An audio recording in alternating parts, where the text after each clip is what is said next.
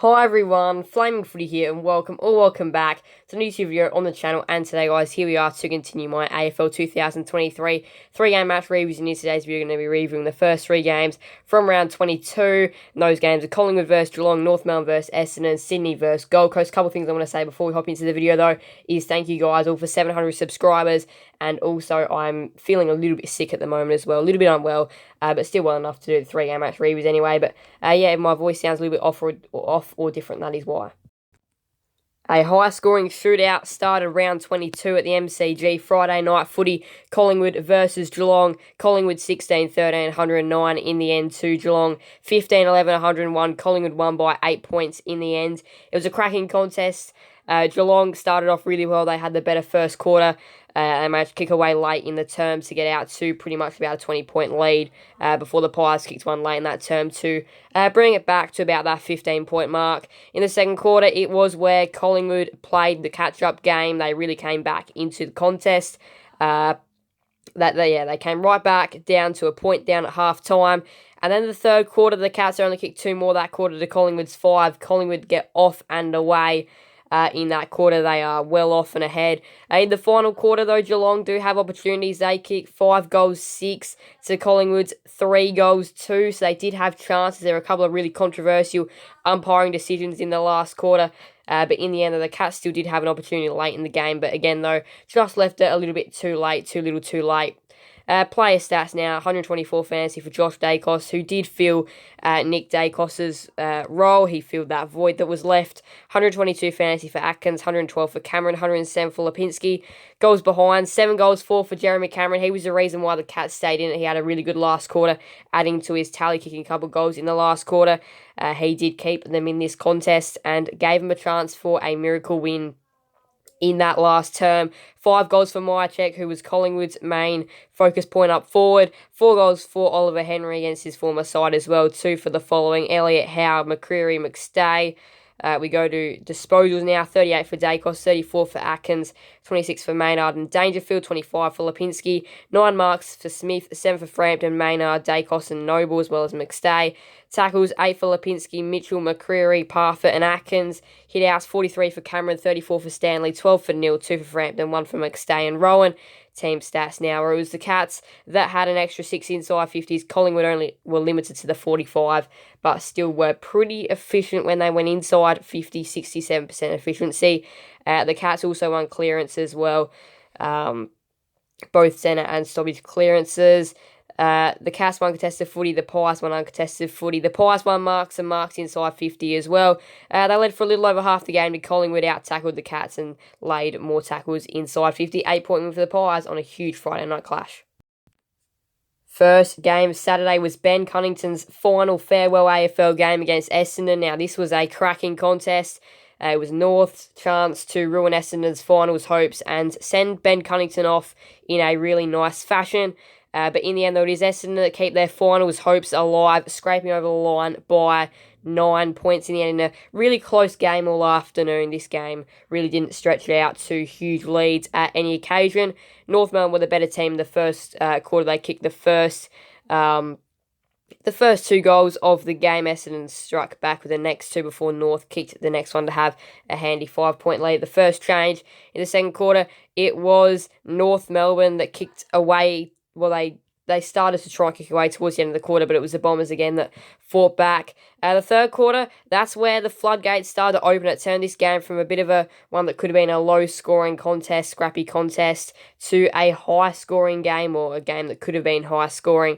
The Bombers kicked 5, North kicked 3, and then the final term, it was 3 goals for the Kangaroos and 3 goals for the Bombers as well. And it was going to be a late opportunity for them to have a crack late for North, but in the end it was going to be a little bit too hard and too little too late. And then, the sealer came not too long after. They tried for North, but look, North Melbourne did try to send Ben Cunnington off in the best way possible, and they were definitely right around all afternoon. And again, it wasn't Essendon's best performance of the year or anything, but it was a really, really just good performance so that they could still get over the line in this tight one. That's 2 weeks in a row now where they have definitely struggled but still somehow gotten over the line. Essendon, 129 fantasy for Martin, 112 for Parrish, 110 for Sheasel, 108 for Hobbs, 107 for Davies Uniac, 5 goals for Larkey, 3 for Langford and Martin, 2 for Wright, Menzies, Cunnington. Brilliant to see Cunnington getting the 2 goals, 24 disposals for him. 1 mark, 3 tackles, 2 goals for Stevenson as well. 33 disposals for Parrish, 32 for Sheasel and Martin, 29 for Hobbs. Marks, 8 for Mackay, Redmond, Hines. Tackles, 9 for Wardlaw and Merritt, 8 for Curtis. 23 hit-outs for Goldie, 17 for Tristan Zeri, Andrew Phillips. 10 for Brian, 2 for Peter Wright as well. Team stats now, where it was the Bombers that won inside 50s by 12. North were right around that area for most of the game, the inside 50 count, but they were just wasting a couple of their opportunities they had. They were also pretty good around clearance.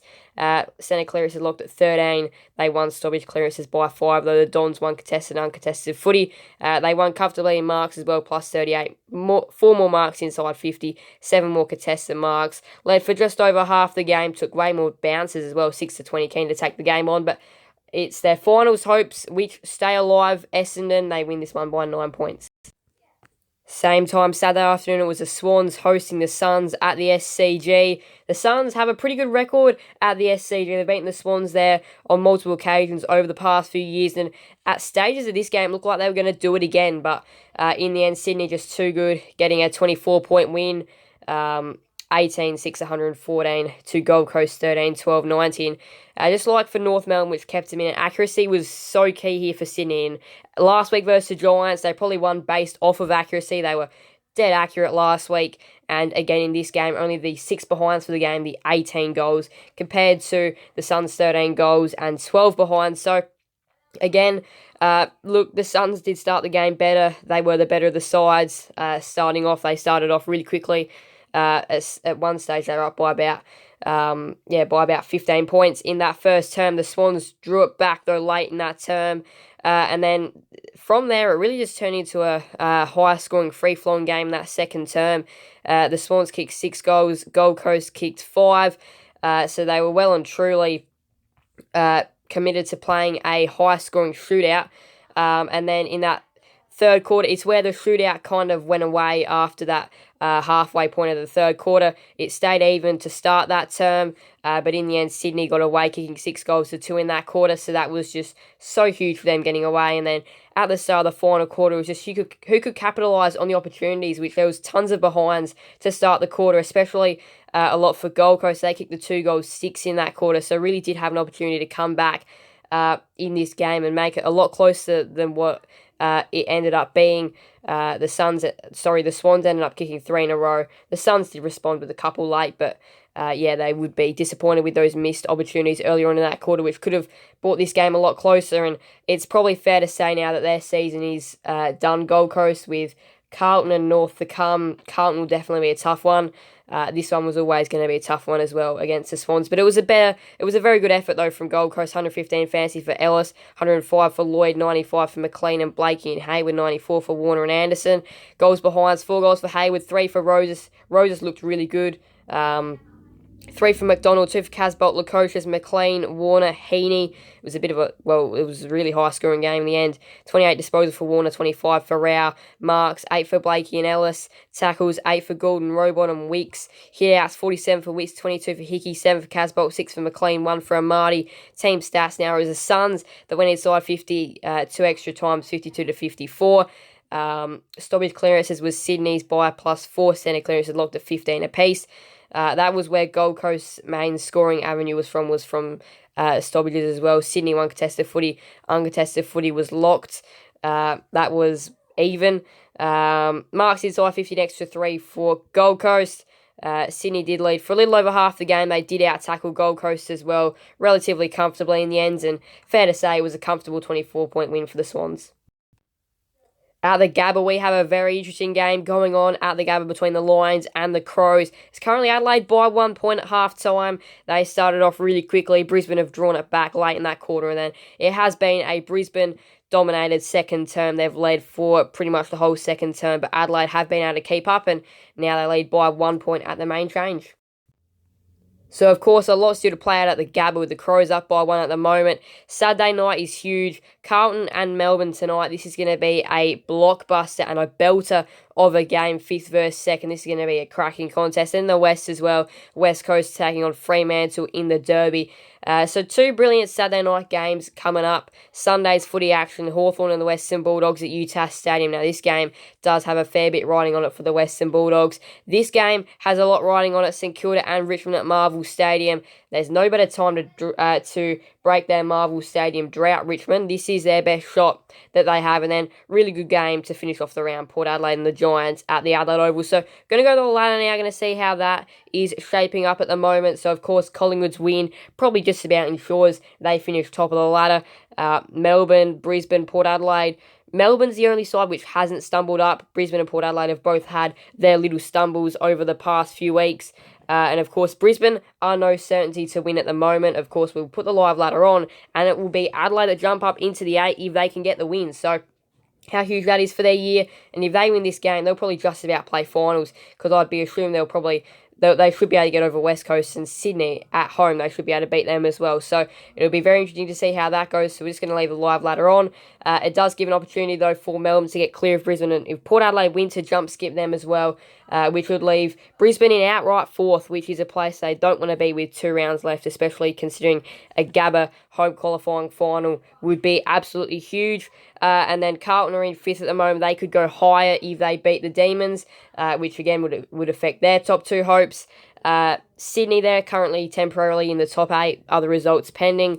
Of course, the Western Bulldogs, St Kilda and the Giants are all still clubs to play, which could knock them out, and Carlton out as well if they lose, especially if Adelaide get that win, the Dogs get the win, the Saints get the win, and the Giants get the win.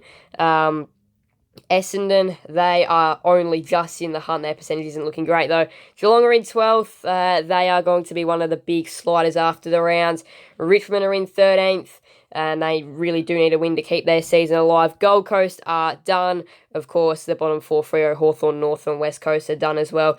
They are just playing for pride and to see how well they can finish off the year. So there's the ladder. And of course, if Adelaide do win, they'd be one of the biggest movers of the round. Of course, a lot still to go out at the Gabba, and then of course, of every game from here, aside from the Derby, which still has a lot riding on it anyway, is going to be absolutely huge. So every game is going to be a ripper coming up in round 22. We've already had a great start to the rounds, and of course, there is still more great footy to come in this round as well. Thank you guys all so much for watching. Please do make sure to leave a like and subscribe and hit that notification bell so you guys never miss another video on the channel. Thank you guys all so much. And bye everyone. Flame Footy out.